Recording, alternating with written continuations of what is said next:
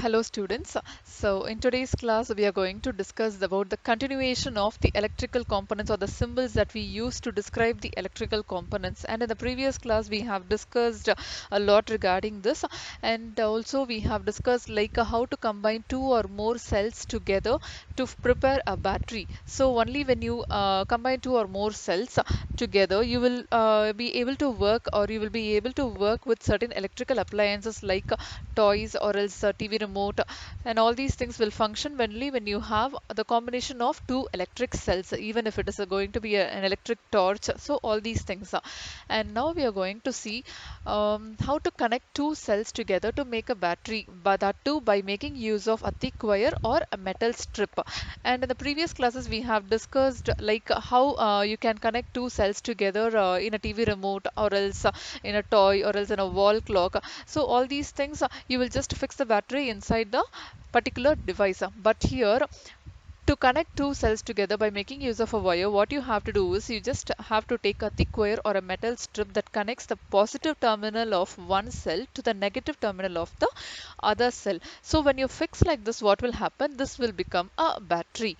Got it? So this will make a battery, and you can use this for the very small devices or the electrical appliances, whether you want whether you want to make a bulb glow, or else whether you want to perform any science experiments based on this. All these things you can work with this. So you can connect two cells together by making use of a wire apart from this method also. And now connecting two cells together forms a battery, but we need some cell holder to hold the battery tightly together, right? It should not get loose, or it should not move from one place to other place.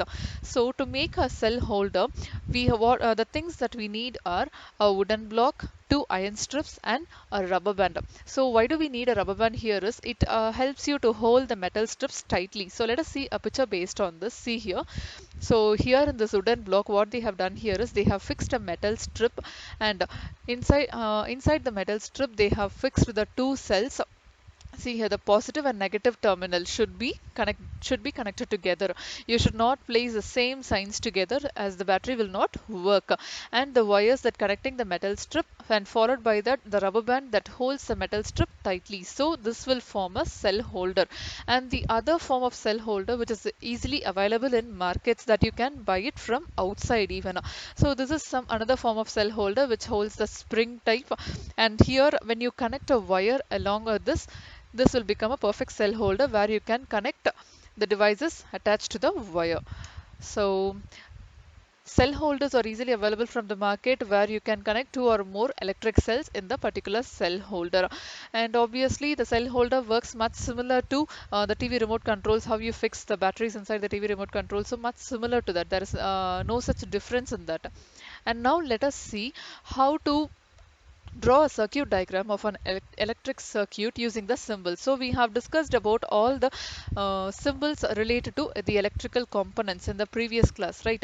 For example, if you take an electric cell, you will make use of this particular symbol. For electric bulb, you will make use of the symbol. If it is a switch on position, it will be represented like this. If it is a switch off position, it will be represented like this. And battery, when you combine two or more cells, it will be represented with this kind of a symbol, and a wire will always be represented with the line symbol.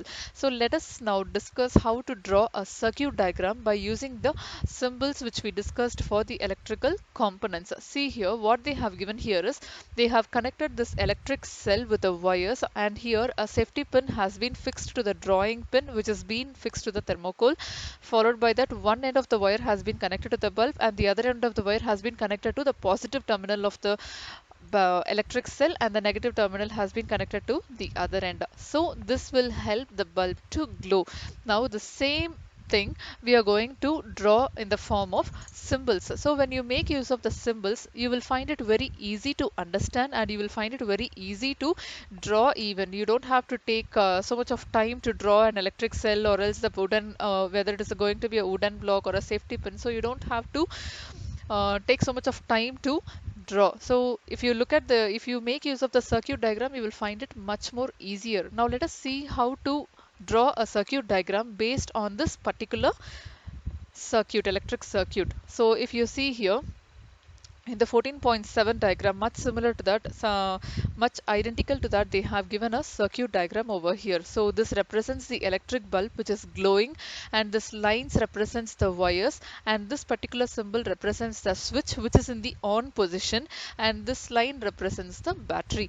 So one end of the battery, this is the positive terminal. The positive terminal has been connected to one end of the bulb, and the negative terminal has been connected to one end of the switch. The other end of the switch has been connected to the bulb. So this will make the bulb to glow. Here none of the connection seems to be broken. Yes, the switch is in the on position, all the wires are being connected. So by looking at the diagram itself, you will be able to understand very clearly how the electrical appliances should be connected with the help of a wire. So this is how it works. Now let us see one more example based on this.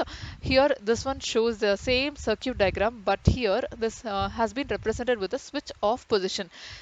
This represents the switch on position if it is being connected. If the connection is not there, that represents a switch off position. So when the switch is in the off position, the bulb will not glow here.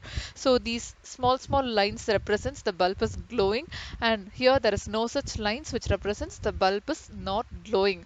So this by making use of the circuit diagram, you can find it very easy to understand how the electrical appliances are connected with the help of the wires or the batteries. And now, how does the bulb glows first of all? So inside the bulb, if you see, there is a thin wire called the filament. So in the incandescent bulb, if you see, you could see a thin wire called the filament that helps the bulb to glow when the current passes through it. So when the current passes through it, the bulb gets heated up. The filament gets heated up, and because of that, the bulb glows.